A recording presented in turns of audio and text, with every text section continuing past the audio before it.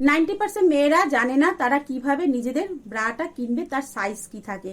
তারা নিজেরা জানেই না অ্যাকচুয়ালি তাদের সাইজ। তারা কি করে, একটা কিনলো হলো না, সেটা ফেরত দিয়ে আবার একটা নিয়ে আসলো, আবার একটা কিনলো আবার একটা নিয়ে আসলো, এরকম করে। কিন্তু বাকি 10% মেয়েরা তারা কিন্তু প্রপারলি নিজেদের সাইজটা জানে। কি করে, তারা কোনো ব্র্যান্ডেড শপে গিয়ে বলে যে আমাদের সাইজটা তোমরা একটু মেপে দাও, তারাই মেপে দেয় আর তারাই পারফেক্ট সাইজটা দেয়। কিন্তু অনেক মেয়েরা আছে যারা লজ্জা পায়, তারা কিন্তু যায় না।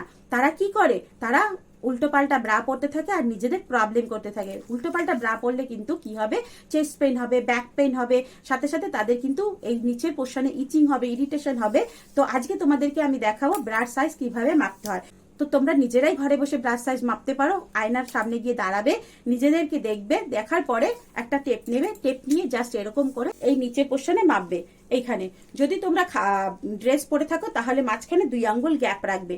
2 আঙ্গুল গ্যাপ রেখে তোমরা নিজেদের সাইজটা দেখবে। তোমাদের যদি 32 বা 34 আসে, সেটাই তোমাদের ব্রার সাইজ। এখন তোমরা কাপটাকে কি করে মাপবে, এটা ঠিক উপর দিকে নিয়ে এরকম করে এখানে 2 আঙ্গুল দিয়ে নেবে।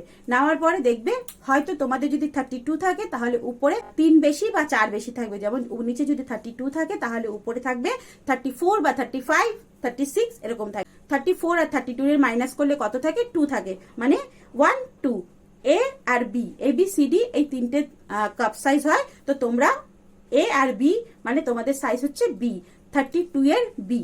তো এইভাবে নিজেরা নিজেদের সাইজটাকে মাপো, পারফেক্ট ব্রা পরো।